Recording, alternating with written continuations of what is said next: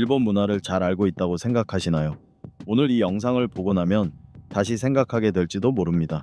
깔끔하게 정돈된 거리, 엄숙한 전통의식, 세련된 음식 문화 뒤에는 알게 모르게 사람을 긴장하게 만드는 불문율이 존재합니다. 이러한 금기사항은 단순한 미신이 아니라 자칫하면 난처한 상황에 처하게 하거나 심지어 법적인 문제로 이어질 수도 있습니다. 특히 이 목록의 7번 규칙은 그 심각함 때문에 등골이 서늘해질 만큼 충격적입니다. 과연 일본의 엄격하고도 독특한 규칙 속에 숨겨진 예상치 못한 비밀들을 마주할 준비가 되셨나요? 그렇다면 지금 바로 살펴보며 위험한 실수를 피하고 세계에서 가장 독특하고 까다로운 문화에 대해 더 깊이 이해해 보겠습니다. 16번 팁 주기 금지. 일본을 방문했을 때 식사나 택시 이용 후 팁을 두고 나갔다가 직원이 그 돈을 돌려주기 위해 뒤쫓아오는 모습을 보더라도 놀라지 마십시오. 일본 문화에서 팁은 단순히 불필요한 것을 넘어 큰 오해를 불러일으킬 수 있습니다. 감사의 표시로 여겨지기보다는 당신이 거스름 돈을 깜빡 잊고 가져가지 않았거나 경우에 따라서는 무례하다고 해석되기도 합니다. 일본 사람들이 팁을 받지 않는 이유는 감사의 마음을 몰라서가 아니라 서비스에 대한 철학이 완전히 다르기 때문입니다.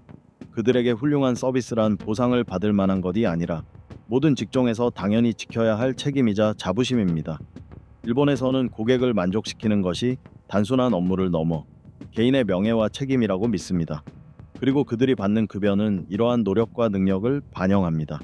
따라서 팁을 받는 것은 이 균형을 깨뜨리는 행위로 여겨질 수 있으며 심지어 서비스를 더 개선해야 한다는 암묵적인 비판처럼 느껴져 불편하게 만들기도 합니다. 또한 일본 사회는 공정함과 존중을 매우 중시합니다. 평등을 강조하는 사회에서 팁을 받는 일은 직원들로 하여금 마치 부당하게 특별 대우를 받는 것처럼 느끼게 할 수 있습니다. 특히 식당에서 이런 일이 흔한데 손님이 테이블 위에 동전을 두고 가면 직원들이 황급히 뒤따라와 두고 간 돈을 돌려주는 경우가 많습니다. 그들이 돈을 원하지 않는 것이 아니라 서비스 제공자와 고객 사이의 관계에서 진정성을 지키고자 하는 것입니다. 그렇다면 일본에서 서비스를 이용할 때 감사의 마음을 어떻게 표현하는 것이 좋을까요? 팁을 남기는 대신 더 세심한 방법을 선택해 보십시오. 진심 어린 아리가토 고자이마스나 고치소사마 데시타와 같은 감사 인사는 어떤 금전적 보상보다 훨씬 더 좋은 인상을 남깁니다. 또한 특별히 기억에 남는 인상을 주고 싶다면 사탕이나 고향의 특산품 같은 작은 선물을 준비하는 것도 훌륭한 방법입니다. 일본인에게는 돈을 건네는 것보다 예의 바른 태도와 감사의 마음이 그들의 문화를 존중하고 이해한다는 훨씬 더 값진 표현이 됩니다. 15번 공공장소에서 코 풀지 않기. 여러분은 길거리에서 코를 푸는 것이 아무렇지 않다고 생각하시나요?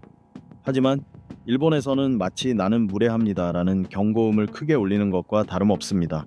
코를 풀어야 한다면 재빨리 화장실이나 인적이 드문 구석으로 가야 합니다.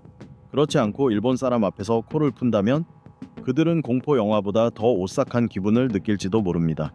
재미있는 조사에 따르면 일본인의 78%가 사람이 많은 곳에서 누군가 코를 푸는 모습을 보면 아무 말은 하지 않지만 불편하다고 느낀다고 답했습니다. 또 다른 흥미로운 사실은 만약 붐비는 전철에서 마스크를 쓰면 어색한 표정을 가릴 수 있다고 생각한다면 정답입니다.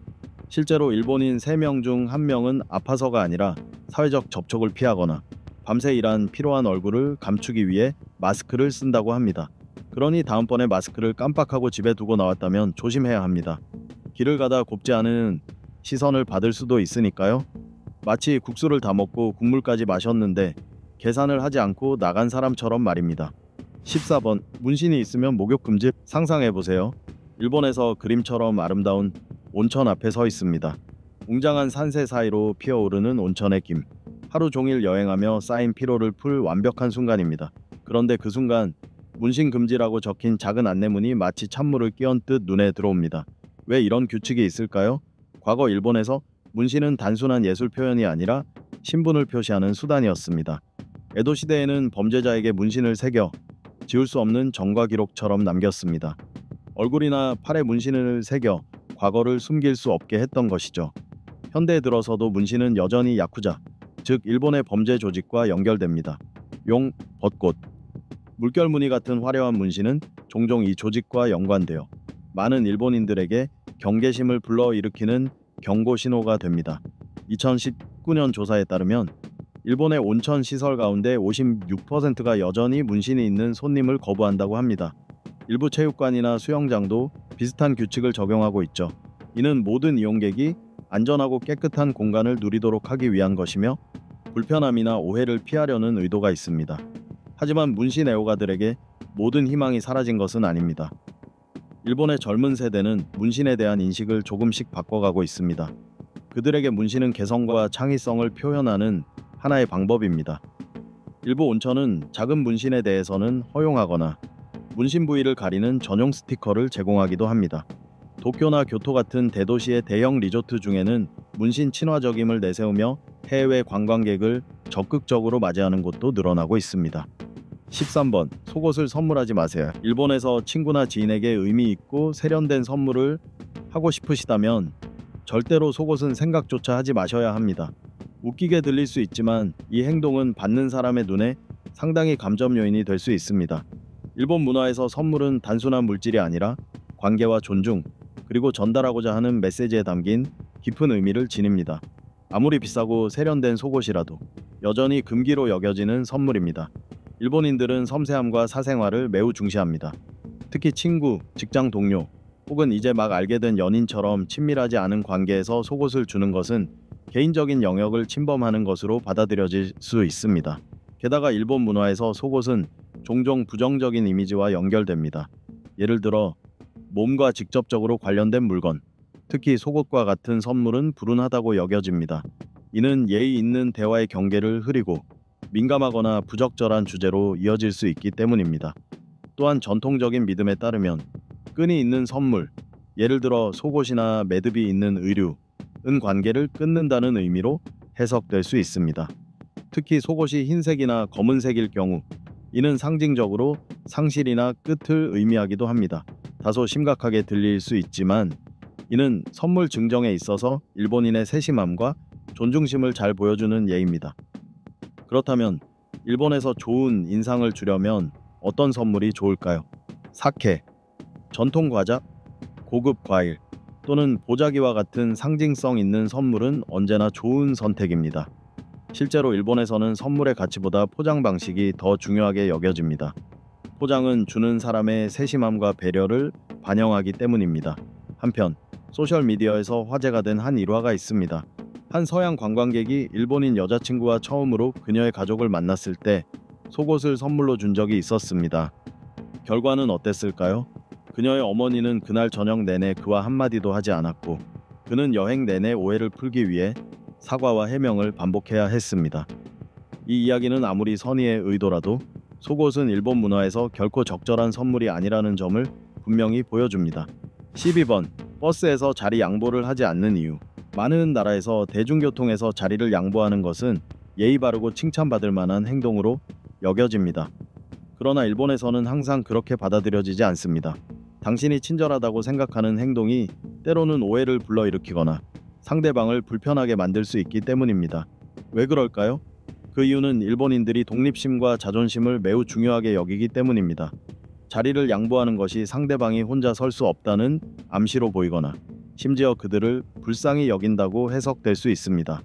일본의 전철이나 버스에는 노인, 임산부, 어린이, 장애인 등을 위한 우선석이 명확하게 표시되어 있습니다. 덕분에 누가 정말 도움을 필요로 하는지가 분명합니다. 이러한 좌석이 이미 차 있다면 대부분의 일본인은 불필요하게 자리를 권해 분위기를 어색하게 만들기보다는 그냥 서 있는 쪽을 택합니다. 여행자들이 자주 겪는 이야기 중 하나는 열심히 노인에게 자리를 양보했지만 그 노인이 미소를 지으며 정중히 거절하고 계속 서 있는 경우입니다. 마치 아직은 충분히 건강하다는 것을 보여주려는 듯 말이죠. 실제로 도쿄에서 진행된 한 소규모 조사에 따르면 65% 이상의 노인들이 정말 피곤하거나 오래 서 있기 힘들 때가 아니면 자리를 양보받고 싶지 않다고 대답했습니다. 그래서 일본에서 불편함 없이 배려를 보이는 가장 좋은 방법은 슬그머니 일어나서 마치 다음 정류장에서 내릴 것처럼 행동하는 것입니다. 그러면 필요한 사람이 자연스럽게 자리에 앉을 수 있고 마치 당신이 일부러 양보한 것처럼 보이지 않아 어색함도 피할 수 있습니다. 일본인들이 지하철에서 종종 사용하는 이 방법은 서로의 체면을 살리면서도 예의를 지키는 일종의 닌자 기술로 불립니다. 11번. 숫자 세 얽힌 미신. 일본 문화에서 숫자 4는 단순한 숫자가 아니라 죽음과 깊이 연관된 불길한 의미를 지니고 있습니다. 그 이유는 일본어에서 숫자 4를 발음할 때 쓰이는 내시가 죽음을 뜻하는 단어와 발음이 같기 때문입니다. 이러한 이유로 숫자 4는 특히 생사와 관련된 상황에서 불운의 징조로 여겨집니다. 이 미신은 일본뿐만 아니라 한자 문화권의 영향을 받은 중국이나 한국에서도 공통적으로 찾아볼 수 있습니다. 일상생활 속에서도 숫자 4를 피하는 모습은 쉽게 발견됩니다. 특히 건축물이나 의료시설에서 두드러집니다. 일본의 호텔이나 아파트에 머물러 본 적이 있다면 객실이나 층 번호에서 숫자 4가 아예 빠져 있는 것을 보셨을지도 모릅니다. 예를 들어 2버그 45 대신 2버 35 다음이 2버그 55로 이어지거나 4층 대신 3층과 5층만 있는 경우가 있습니다. 특히 죽음이 민감한 주제인 병원에서는 환자와 가족의 심리적 부담을 줄이기 위해 4층이나 4, 5 병실을 두지 않는 경우가 많습니다. 숫자 4뿐만 아니라 42와 49도 피합니다. 42는 죽다라는 의미를, 49는 고통스럽게 죽다라는 의미를 지녀 중환자실이나 장례식장처럼 죽음과 밀접한 장소에서는 절대 금기시됩니다. 건축뿐 아니라 다른 상황에서도 숫자 4는 기피됩니다. 선물 문화에서 4개의 물건을 주는 것은 마치 죽음을 부르는 것처럼 여겨져 불길하게 생각됩니다. 결혼식, 개업식, 기념일과 같은 큰 행사 날짜도 숫자 4가 들어가는 날은 피하는 경우가 많습니다. 차량 번호판이나 전화 번호에서도 숫자 4가 포함된 번호는 잘 선택되지 않습니다. 이를 피하기 위해 일본인들은 숫자 4 회피법을 사용합니다. 예를 들어 객실이나 층 번호를 아예 건너뛰거나 시 대신 요이라는 다른 발음을 사용해 부정적인 의미를 줄입니다. 특히 병원이나 대형 건물에서는 숫자 4가 거의 완전히 사라져 이용자들의 심리 상태에 영향을 주지 않도록 합니다. 일본 의사회 조사에 따르면 일본 병원의 95%가 4층이나 4, 5 병실을 두지 않는다고 합니다. 부동산 시장에서도 숫자 4가 들어간 아파트나 방은 같은 건물 내 다른 호수에 비해 임대료가 10%에서 20% 정도 저렴합니다. 흥미롭게도 한 조사에서는 일본인의 42%가 중요한 날에 숫자 4와 관련된 물건이나 숫자를 피한다고 응답했습니다. 10번 여성의 산악 출입 금지. 일본에서 가장 논란이 많은 금기 중 하나는 여성의 출입을 제한하는 성격이 존재한다는 점입니다. 대표적인 예가 나라현에 위치한 유네스코 세계문화 유산 오미네산입니다. 이곳은 신토와 불교가 융합된 슈겐도의 성지로 영적 순수함을 유지하기 위해 여성의 출입이 금지되어 있습니다. 이 규칙은 수세기 동안 이어져 내려왔으며 성평등 운동가들의 변화 요구에도 불구하고 여전히 유지되고 있습니다. 규칙을 지지하는 사람들은 이것이 성차별 의도가 아니라 여성의 존재가 신성한 기운을 흐트러뜨릴 수 있다는 오랜 믿음에서 비롯된 것이라고 주장합니다. 하지만 현대인, 특히 여성 인권 운동가들에게는 이러한 관습이 오늘날 일본 사회의 불평등을 상징하는 사례로 보입니다. 여성 출입 금지는 오미네산에만 국한되지 않습니다. 예를 들어 오키노시마 섬 역시 남성만이 들어갈 수 있으며 입도 전 반드시 정화 의식을 치러야 합니다. 이러한 전통은 일본만의 독특한 문화로 보존되고 있지만 동시에 문화 보존과 현대화 사이에서 뜨거운 논쟁을 불러일으키고 있습니다. 9번 밤에 휘파람 불기 금지. 일본에서는 아이들이 어른들에게 자주 이런 경고를 듣습니다. 밤에 휘파람 불지 마라. 도깨비가 온다. 처음 들으면 아이들을 일찍 재우기 위한 겁주기 이야기처럼 들릴 수 있지만 사실 이것은 일본 문화에 깊이 뿌리내린 믿음입니다. 전설에 따르면 밤에 휘파람을 불면 악령이나 유령 혹은 일본 민속에 나오는 요괴들이 찾아와 말썽을 부린다고 합니다. 이 믿음은 영적인 차원뿐 아니라 현실적인 위험과도 연결되어 있습니다. 과거에는 도둑 무리들이 서로 신호를 주고받기 위해 휘파람을 사용했기 때문에 밤의 휘파람 소리는 범죄와도 관련이 있었습니다. 밤에 휘파람을 부는 것은 단순히 무례한 행동으로 여겨질 뿐 아니라 불운을 불러온다고 믿습니다. 일본인들은 이 소리가 공간의 평온함과 기운의 균형을 깨뜨려 불행을 끌어들인다고 생각합니다. 특히 시골 지역에서는 이런 믿음이 아직도 강하게 남아 있습니다. 일본 인터넷 게시판에서 진행된 비공식 설문에 따르면 노인층의 약 70%가 밤에 휘파람을 불면 정말 안 좋은 일이 생긴다고 믿는다고 답했지만 그 이유를 명확히 설명하는 사람은 많지 않았습니다. 도시에서는 이런 믿음이 예전만큼 널리 퍼져 있지는 않지만 최소한 조용함을 지키기 위해서라도 밤에 휘파람을 피하는 경우가 많습니다. 특히 인구 밀집 지역이나 절, 신사 주변에서는 밤의 고요함을 유지하는 것이 공동 공간에 대한 존중이자 다른 사람을 방해하지 않는 예의로 여겨집니다. 교토를 방문한 한 서양인 관광객의 일화도 흥미롭습니다. 그는 이런 미신을 전혀 모른 채 밤에 산책을 하면서 무심코 휘파람을 불었습니다. 잠시 뒤 한 노부인이 집 밖으로 나와 정중하게 계속 그러면 떠도는 영혼들이 이곳으로 온다 라고 경고하며 휘파람을 멈춰달라고 부탁했습니다. 그는 귀신을 믿지 않았지만 즉시 멈췄고 그 순간 주위 공기에 스치는 듯한 서늘함을 느꼈다고 합니다. 관광객이라면 일본을 여행할 때 이런 지역 금기를 존중하는 것이 중요합니다. 아무리 사소해 보이더라도 휘파람은 단순한 소리를 넘어 깊은 문화적, 영적 의미를 지니고 있습니다. 그러니 일본의 밤하늘 아래를 걷게 된다면 휘파람 대신 조용히 걸어보는 것이 좋겠습니다. 어쩌면 원치 않는 손님과 마주치는 일을 피할 수 있을지도 모릅니다. 8번. 밤에 손톱 깎기 금지. 일본 문화에서 밤에 손톱을 깎지 말라는 것은 오랜 세월 전에 내려온 금기 중 하나입니다. 전해지는 믿음에 따르면 밤에 손톱을 깎으면 부모님이 돌아가실 때 마지막으로 뵙지 못하게 된다고 합니다. 얼핏 이상하게 들릴 수 있지만 그 안에는 가족, 죽음, 그리고 영적인 의미가 담겨 있습니다. 이 믿음에는 여러 이유가 있습니다. 과거에는 지금처럼 편리한 손톱 깎기가 없었고 칼이나 가위 같은 날카로운 도구로 손톱을 잘랐습니다. 조명이 부족한 밤에는 작은 상처부터 큰 부상까지 위험이 따르기 쉬웠습니다. 이를 막기 위해 부모들은 밤에 손톱을 깎지 마라 라고 가르쳤고, 이런 조언이 세월이 흐르며 점점 영적인 의미까지 갖게 된 것입니다. 또 다른 해석으로는 밤에 손톱을 깎는 것이 불운의 징조로 여겨진다는 설이 있습니다. 일본어에서 이를 비유적으로 삶이 짧아진다 또는 운명이 덧없어진다는 의미로 이해하는 경우도 있습니다. 명확한 근거는 없지만 이런 생각은 특히 시골이나 전통적인 가정에서 깊이 자리 잡았습니다. 오늘날에는 밝은 조명과 안전한 도구 덕분에 이 금기를 엄격히 지키는 사람은 줄었지만 여전히 많은 일본 가정에서는 전통을 지키는 의미로 이 습관을 이어가고 있습니다.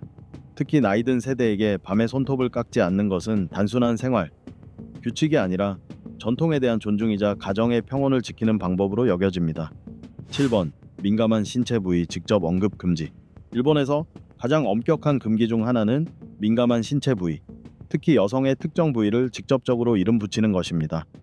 일본어에서 여성의 은밀한 부위를 뜻하는 속어인 많고는 단순한 의미를 넘어 매우 부적절하고 심하게 모욕적인 표현으로 여겨집니다. 일본 사회에서는 신체나 친밀함과 관련된 주제를 다룰 때 매우 신중하고 존중하는 태도를 유지합니다. 많고처럼 직접적이고 노골적인 단어는 거친 언어로 분류되며 부적절한 상황에서 사용되는 경우가 많습니다. 이런 표현을 일상 대화에서 쓰는 것은 사회적 예의를 크게 위반하는 행위일 뿐 아니라 상대방에게 깊은 불쾌감을 줄 수 있습니다. 특히 여성의 경우 품위 있는 이미지를 유지하는 것을 중요하게 생각하기 때문에 민감한 단어를 부적절한 맥락에서 사용하는 것은 절대 용납되지 않는 행동으로 여겨집니다. 대신 일본인들은 대화를 부드럽게 이어가기 위해 몸의 일부와 같은 완곡한 표현을 사용하거나 직접 언급을 피하는 방식을 택합니다. 피할 수 없는 상황이라면 차라리 침묵하거나 화제를 돌리는 것이 일반적입니다. 만약 관광객이 이러한 단어의 의미를 모른 채 실수로 사용했다면 즉시 사과하고 오해였음을 설명하는 것이 중요합니다. 일본인들은 의사소통 예절에 엄격하지만 상대방에게서 진심 어린 태도와 존중을 느끼면 외국인의 실수에 대해 비교적 관대하게 이해하려 합니다. 6번. 쓰레기 무단 투기 금지. 일본에서 쓰레기를 아무렇게나 버리는 것은 단순히 배려 없는 행동을 넘어 사회적으로 절대 용납되지 않는 일입니다. 일본을 방문해 본 사람이라면 길거리에 쓰레기통이 많지 않았는데도 거리가 놀랄 만큼 깨끗하다는 사실에 감탄하게 됩니다. 그래서 많은 관광객들이 궁금해합니다. 쓰레기통이 이렇게 적은데 어떻게 이렇게 청결이 유지될까? 그 비결은 일본인들이 환경 보존을 개인의 책임이자 사회적 의무로 여기기 때문입니다. 거리에서 화려하고 독특한 복장을 한 사람을 보더라도 별로 놀라지 않지만 껌을 아무렇게나 뱉거나 작은 종이 조각 하나를 떨어뜨리는 행동에는 곱지 않은 시선이 쏠립니다. 공공장소에서 쓰레기를 버리면 사람들의 비난을 받을 뿐 아니라 일부 지역에서는 상당한 금액의 벌금을 부과받을 수도 있습니다. 또한 일본은 쓰레기 무단 투기를 하지 않는 것뿐만 아니라 복잡하지만 효율적인 분리수거 시스템으로도 유명합니다. 쓰레기는 가연성 쓰레기와 불연성 쓰레기 등 여러 종류로 세분되며 반드시 배출 전에 분리해야 합니다. 이렇게 하면 처리와 재활용이 훨씬 쉬워집니다. 일부 지역에서는 수거일도 엄격히 구분되어 예를 들어 가연성 쓰레기는 월요일과 목요일에, 불연성 쓰레기는 화요일에만 수거하는 식입니다. 5번 여성의 이용 금지. 첨단 기술과 현대적인 생활을 자랑하는 일본이지만 여전히 모순적인 현실이 존재합니다. 바로 많은 여성들이 불행한 결혼 생활에 갇혀 있어도 자유롭게 이혼하지 못한다는 점입니다. 최근 한 조사에 따르면 일본 여성의 절반 이상이 이혼을 원한다고 답했지만 실제로 용기 내어 이혼하는 경우는 극히 드뭅니다. 많은 나라에서 이혼은 불행한 관계를 끝내는 해결책으로 받아들여지지만 일본에서는 복잡한 경제적, 사회적, 문화적 결과가 뒤따르기 때문에 많은 사람들에게 악몽과도 같은 선택이 됩니다. 일본 여성들이 이혼을 주저하는 가장 큰 이유 중 하나는 결혼 생활 속 전통적인 역할 분담입니다. 여성은 주로 집안일을 맡고 남성은 경제를 책임집니다. 이로 인해 여성은 남편의 수입에 전적으로 의존하게 되고 이혼 시 경제적 안정성을 잃게 됩니다. 실제로 일본 여성의 70% 이상이 전업주부이며 이혼 후 홀로 아이를 키우는 싱글맘의 약 50%가 빈곤선 이하에서 생활하고 있습니다.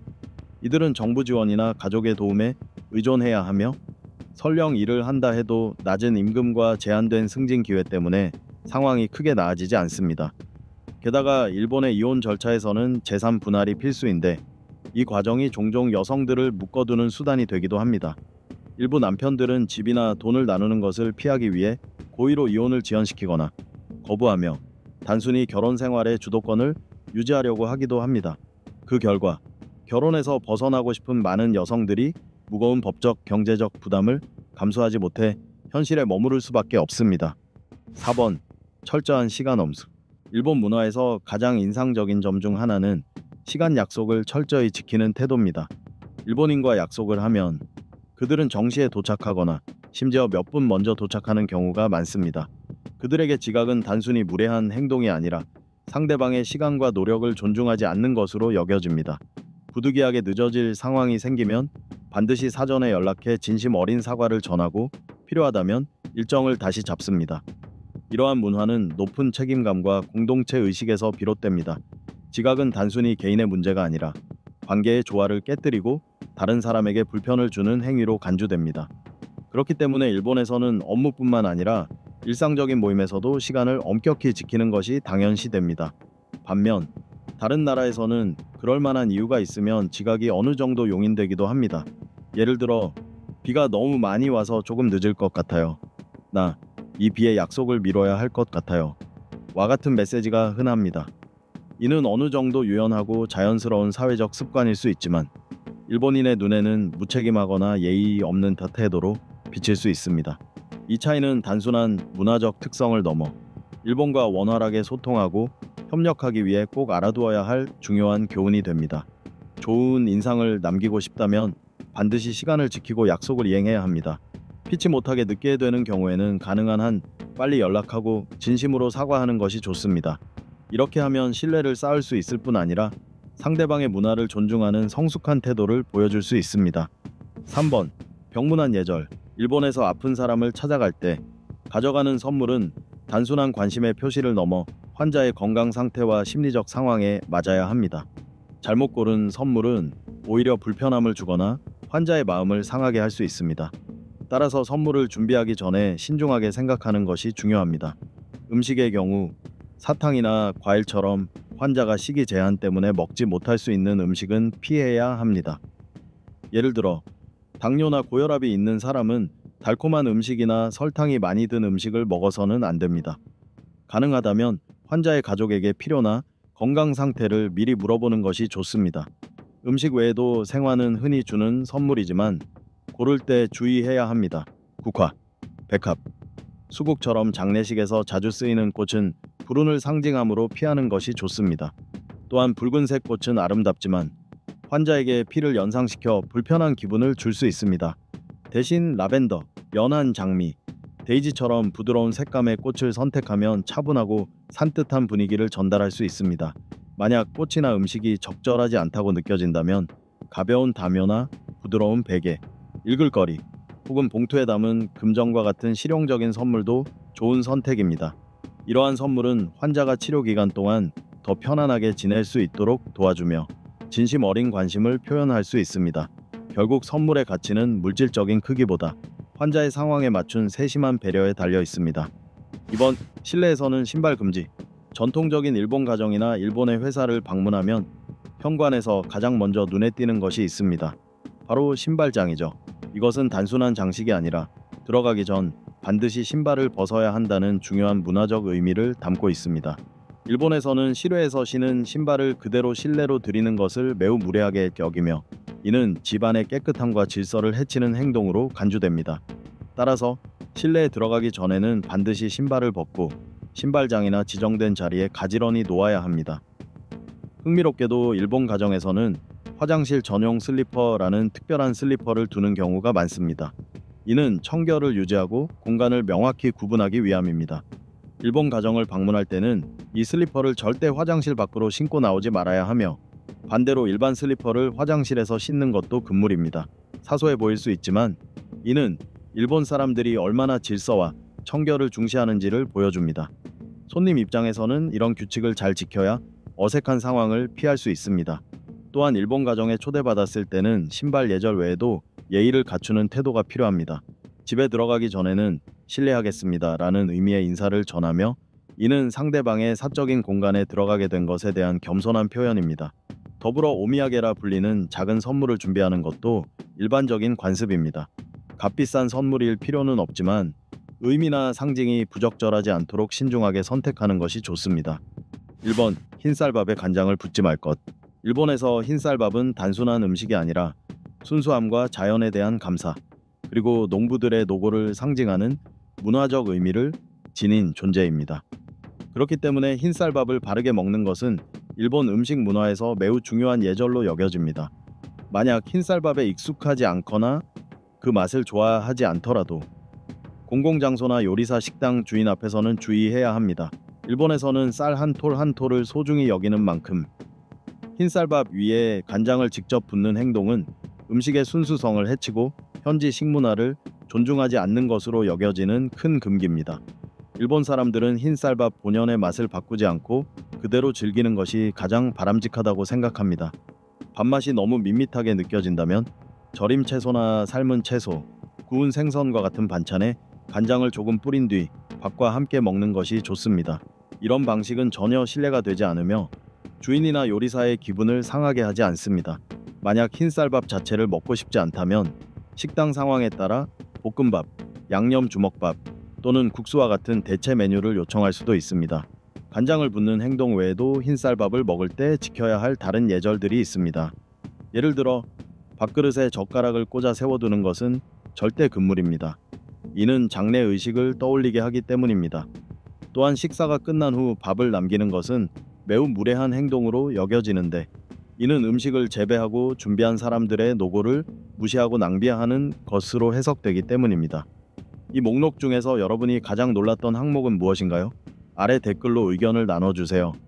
그리고 영상이 마음에 드셨다면 좋아요와 구독, 알림 설정도 잊지 마시고 다음 탐험 여행에서 다시 만나 뵙겠습니다.